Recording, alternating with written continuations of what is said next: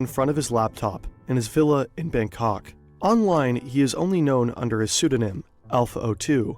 He is a multimillionaire, lives a luxurious life, and drives expensive cars.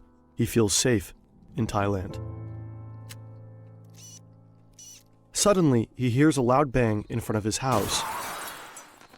A woman crashed her Toyota Camry into his front gate. He leaves everything behind and runs out of his house to the scene of the accident. A mistake with serious consequences. The driver is an agent of the Royal Thai Police Force. FBI and DEA investigators have been waiting for this moment for months. Authorities from 7 countries have worked relentlessly towards this day. Will the hunt for the king of the dark web finally come to an end?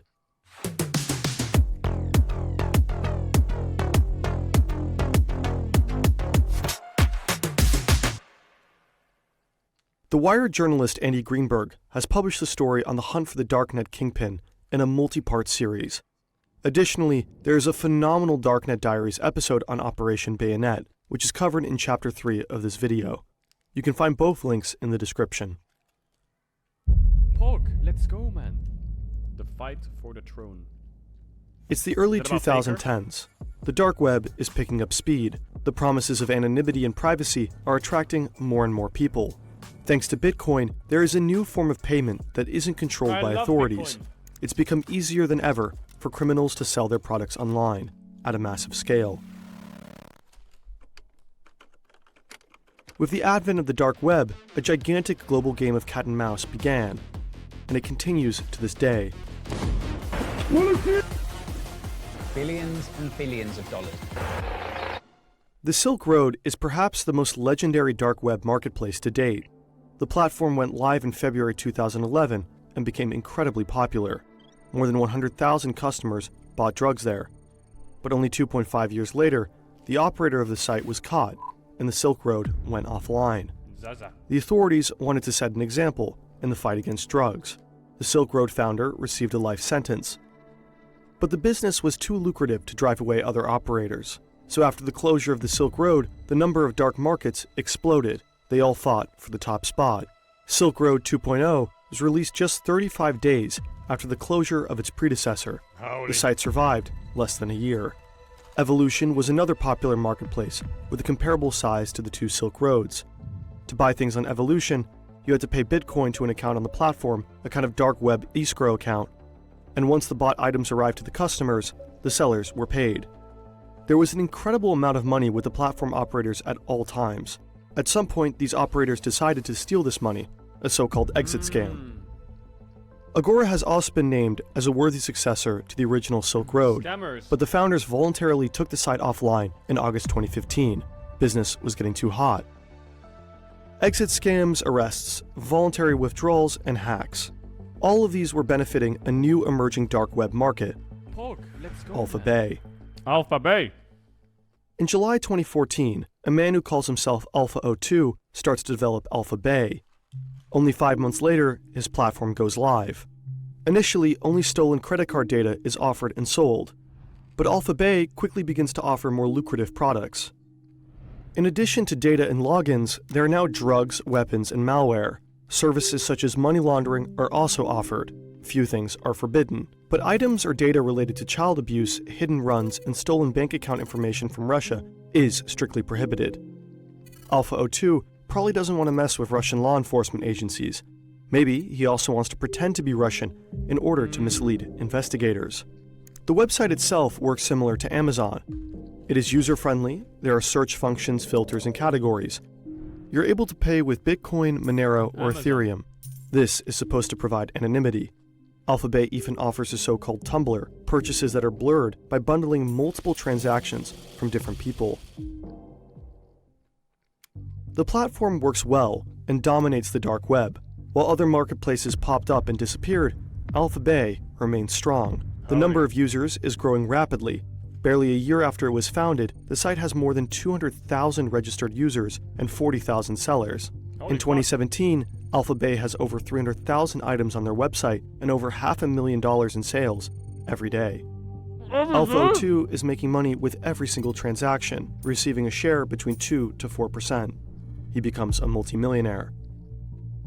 Right now, an entire team is working on Alpha Bay. Alpha 02 has a representative named Snake, several moderators who handle disputes between buyers and sellers, and a PR manager. With the site's explosive success, the founder decides to retire from day-to-day operations. He renames himself. Alpha 02 simply becomes admin. From now on, communication only runs through the Snake. Viper. As Alpha 02 retreats, American investigators are paying more and more attention to his true identity. Who is the powerful mastermind behind the platform ruling the dark side of the internet? A hunt that stretches across the globe and will last for more than several years begins. Hear you speak music XTD. Shut up. You don't have to surf the dark web to find malware. The regular internet is full of malicious ads and pop-ups. That brings us to NordVPN. NordVPN has many features. Shut up.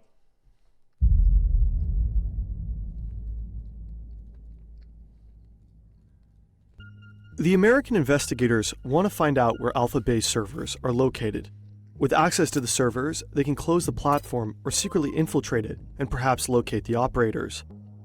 IP addresses provide information about the locations of users and servers.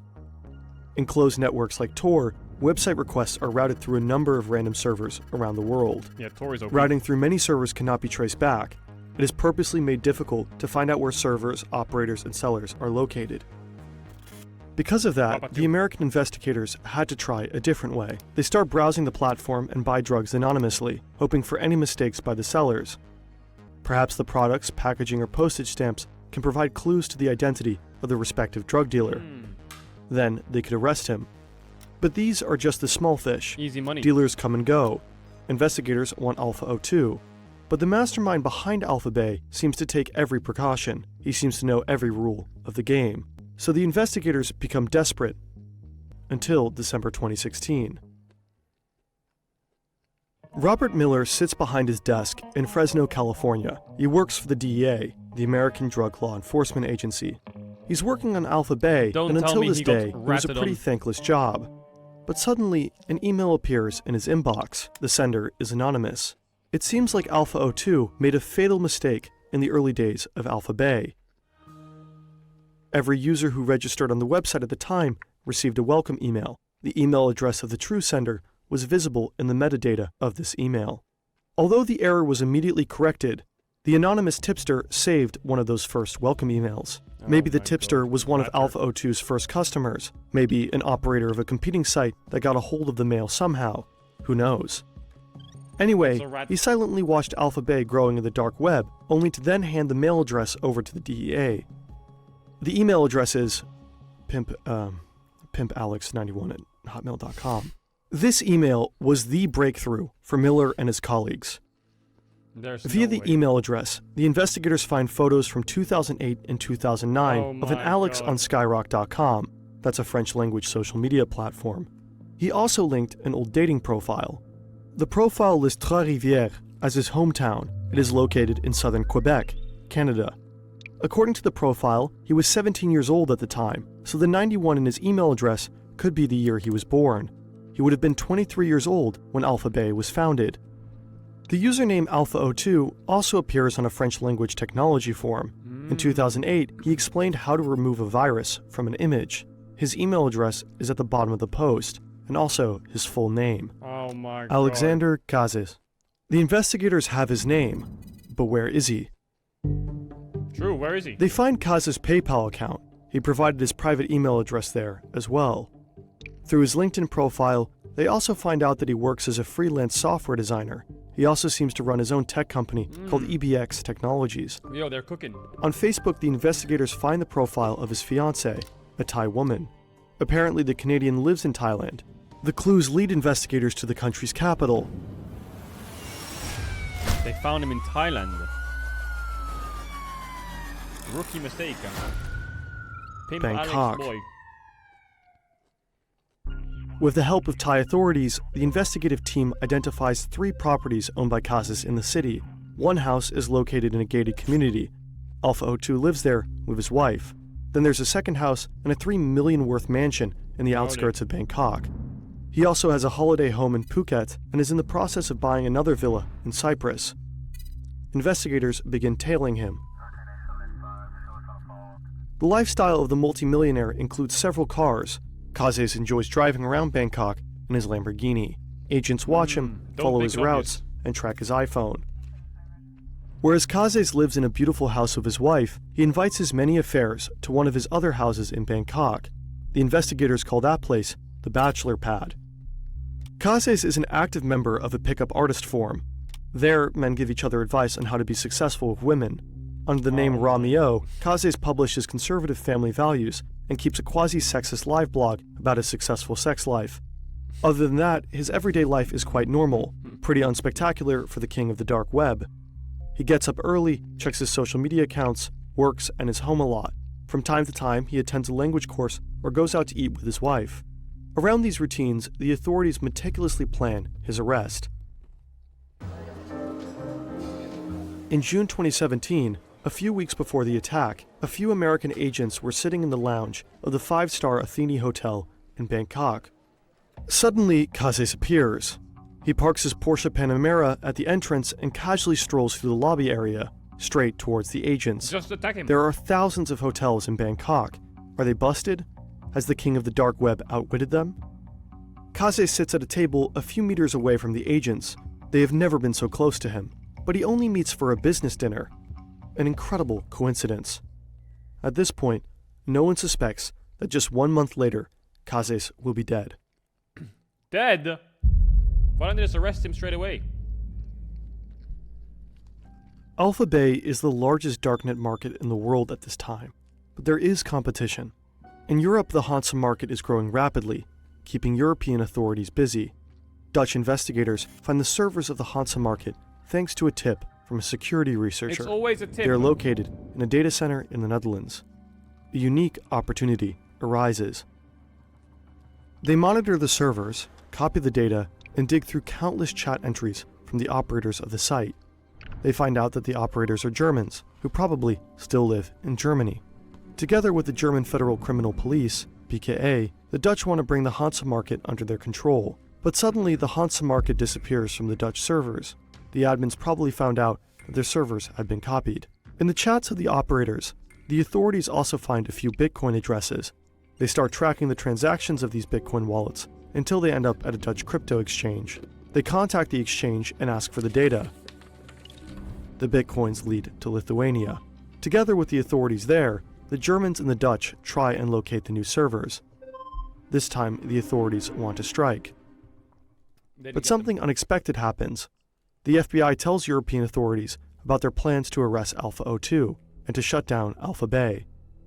Operation Bayonet is born. The operation is led by the FBI and DEA and involves the cooperation of law enforcement agencies from a total of 7 countries. Holy. Europol is also involved. The FBI is instructed to wait with the takedown of Alpha Bay until the Dutch, in cooperation with the Germans, have taken control of the Hansa market. If Alpha Bay is taken down, Hansa would be swamped with new buyers and sellers. This is often the case in the dark web when a site closes or if there's an exit scam. Customers and dealers simply move. But this time, customers and dealers would move to a site that's been hijacked by law enforcement. With that data, the Dutch they could can arrest convict everyone. thousands of unsuspecting criminals. A honeypot. A honeypot then. Alexander Caedrel knows nothing. He continues to drive through Bangkok in his Lamborghini, Clueless. writes nonsense on his favorite forum, and cheats on his wife. On June 20th, 2017, the first part of the mission succeeds. The data center in Lithuania is stormed by Dutch forces. At the same time, German authorities arrest the 2 operators of the Hansa market in Siegen and Cologne. The operators cannot warn anyone before their arrest. The Hansa market is under Dutch control, and nobody in the dark web knows about it. Rolled. July 5th, 2017, Bangkok. It's time. There is a warrant for Caedrel. Today, the Royal Thai Police, DEA, and FBI will arrest him. Alpha 02 could finally be put down after more than 2 years. A gray Toyota Camry drives down a dead-end road towards Caedrel's house with the Royal Thai Police Force agent at the wheel. She tells the security guard that she took a wrong turn. She wants to turn around, but unintentionally causes a minor accident. The noise and chaos are supposed to lure Kazes out of his house. He's supposed to come out spontaneously, without thinking about it. This part is important. In the optimal case, his devices should stay unlocked when he is getting arrested. If his hard drives were locked and encrypted, it would be difficult for authorities to access Alpha Bay. Kazes leaves his house and approaches the Toyota. He has his cell phone on him. Suddenly, several officers try to catch Kazes. He attempts to run back inside, possibly to shut down his computer, but he's overpowered. The investigators run into his house and look for his laptop. It's in the bedroom, on and not on standby. Ooh, big. The officials have caught him. Alpha 02 is still logged into the server hosting Alpha Bay. Investigators search the laptop and find multiple passwords for the Alpha Bay website and servers. Holy smokers. The Canadian has a fortune of $23 million. Authorities confiscate his luxury cars, houses, a hotel, and millions in cryptocurrency. Kazes' wife is charged. The Thai woman is accused of money laundering. Whoa, 1 week later, on July 12th, Alexander Kazes Trigger warning, trigger warning, trigger warning. I don't know what it meant, but something's gonna happen. is dead. He committed suicide while in custody. The king of the dark web is history. The shutdown of Alpha Bay by authorities is being purposely kept secret for the time being. When the platform is suddenly offline, no one knows why. An exit scam? A hack? Have the operators retired? As expected, countless users migrate to the other darknet platforms, including the Hansa market. For 4 weeks, the Dutch authorities watch thousands of criminals trade on the platform. They collect valuable incriminating evidence. So on July 20th, 2017, the Hansa market is shut down as well. On the same day, the US Department of Justice announces the end of Alpha Bay and Hansa, a gigantic success for the global authorities. Today, the Department of Justice announces the takedown of the dark web market Alpha Bay. This is the largest dark market web place takedown in world history. There ain't much history of the internet, but The we'll dark take it. web itself is not an evil technology just for criminals. We need places on the internet in which whistleblowers and journalists are relatively safe. Marketplaces like Alpha Bay are, however, still part of the picture. The global game of cat and mouse is far from over. The demand for illegal drugs, weapons, counterfeit money, and malware is too high. It didn't take long for the Hansa market and Alpha Bay to be forgotten. Users flocked to other existing platforms. A number of new darknet markets sprouted up and positioned themselves better than the former market leaders. The Russian darknet market Hydra was at times more than twice the size of Alpha Bay. In 2021, it was also shut down by German and American authorities. So now there's a new contest for the title of the king of the dark web. A promising contender is DeSnake. He relaunched Alpha Bay in 2021 and still runs the darknet marketplace to this day. Oh shit, he brought it back. He brought it back. The snake brought it back. Is the snake in the chat?